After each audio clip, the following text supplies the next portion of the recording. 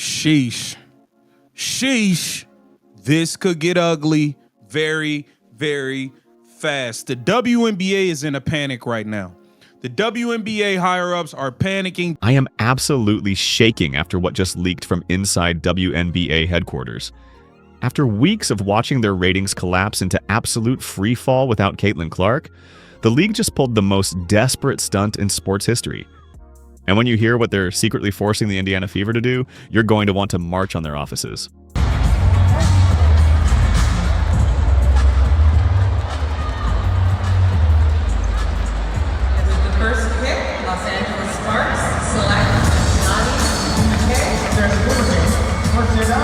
Yes, sources are confirming that the WNBA is in complete panic mode and has forced the Fever to relocate their next 3 home games to Atlanta. Not because of any legitimate reason, not because of scheduling issues, but because they're absolutely terrified that their ratings disaster will expose how much this entire league has been surviving on one player's back.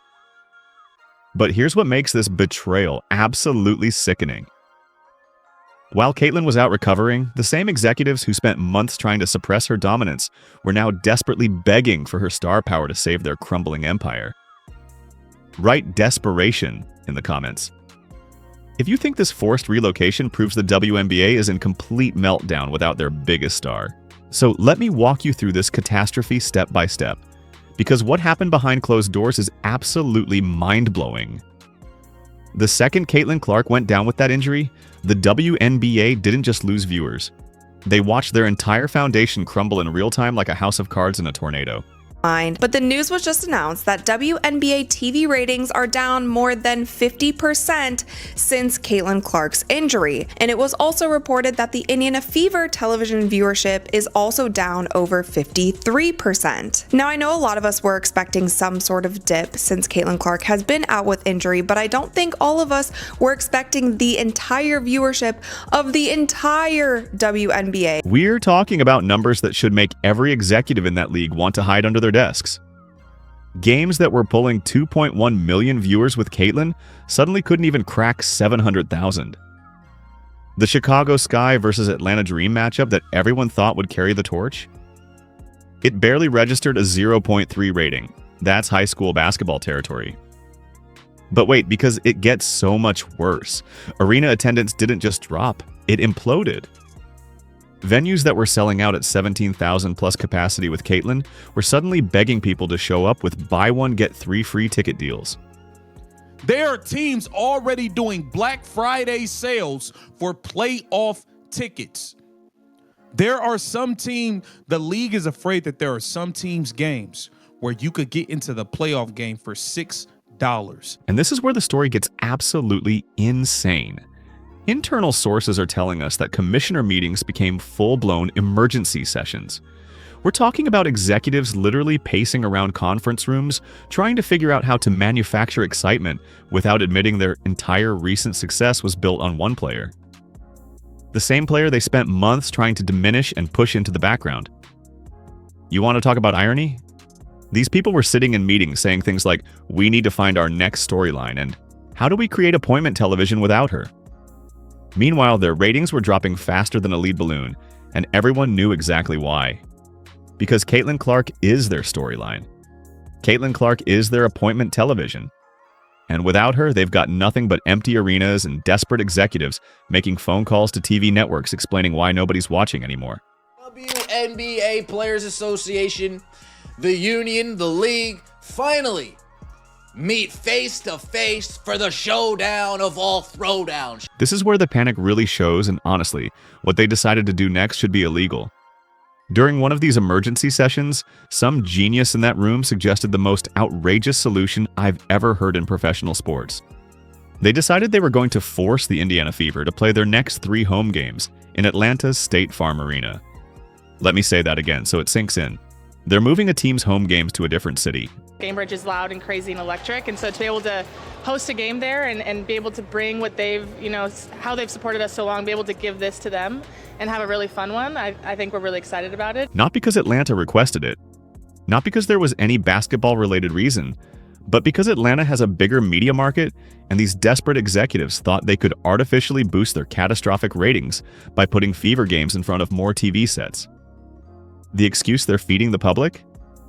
Expanded market reach and growing the game nationally.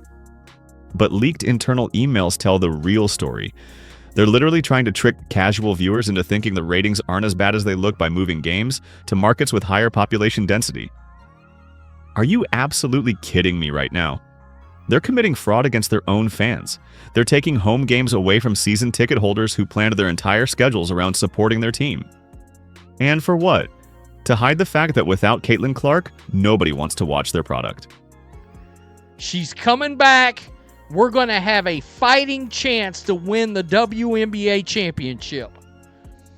The Indiana Fever and the WNBA, they knew this. Why do you think so many people were mad?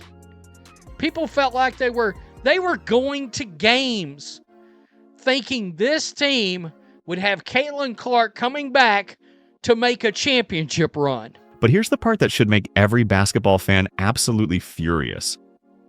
These are the same executives who spent the entire season telling everyone that the WNBA was bigger than any one player, and that Caitlin's impact was being overblown by the media. Now they're literally moving a franchise's home games because that one player isn't available to save their ratings. The level of hypocrisy is absolutely breathtaking. They can't have it both ways. Either Caitlin Clark matters or she doesn't. And this desperate Atlanta move proves they know exactly how much she matters. And let's talk about who's getting absolutely destroyed by this despicable decision.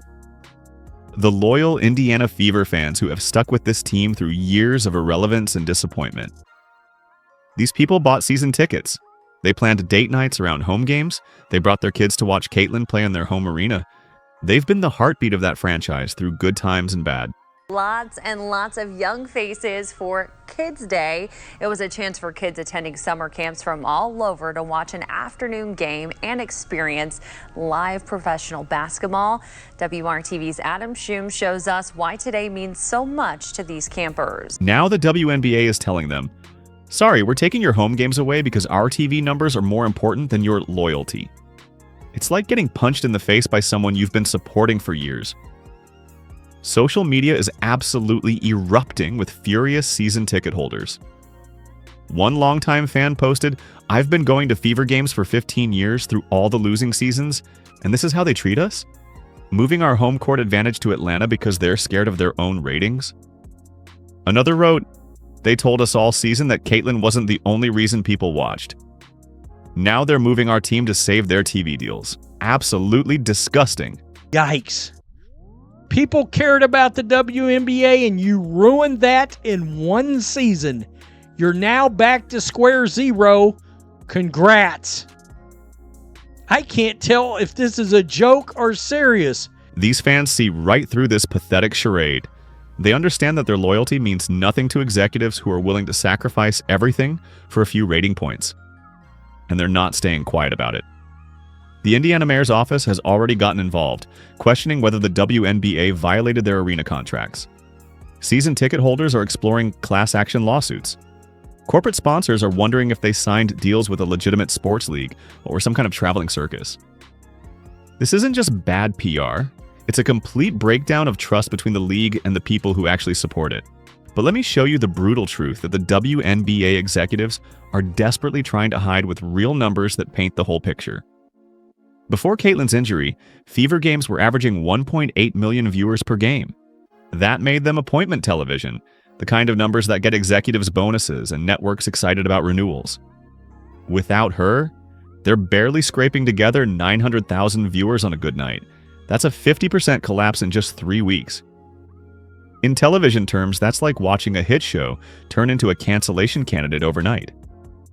Merchandise sales tell an even more devastating story. We're looking at a 73% drop in team-related purchases. The Caitlin Clark jersey went from being the #1 seller in all of basketball to barely making the WNBA top 20. Gear that was flying off shelves faster than they could restock it is now collecting dust in warehouses.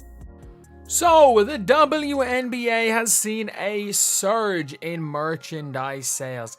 and they are up in terms of merch 500% year on year.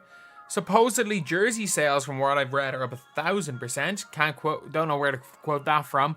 To be fair, the actual source for that probably wasn't the safest. Let's just say 500%. Arena attendance has become a complete disaster. The Fever were averaging 16,842 fans per home game with Caitlin, the highest in the entire league. Now other teams are struggling to hit 9,000. Some games look like scrimmages with more empty seats than actual people. And here's the statistic that should absolutely terrify every WNBA executive. Social media engagement is down 82% without Caitlin Clark.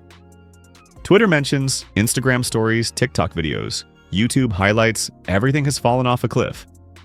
The woman they tried so hard to suppress and balance the narrative around was literally carrying their entire digital presence on her back. Every highlight reel, every viral moment, every reason casual fans had to pay attention to the WNBA was connected to her. Now they're finding out what their league actually looks like without her star power, and it's not pretty. And here's the beautiful part. This pathetic attempt to save their ratings is already backfiring spectacularly. Atlanta Dream fans are absolutely furious that they're being used as a band-aid for the WNBA's self-inflicted wounds. Local fan groups have released statements saying, "We don't want artificial home games. We want our team to earn respect through basketball, not be handed advantages because another league is panicking."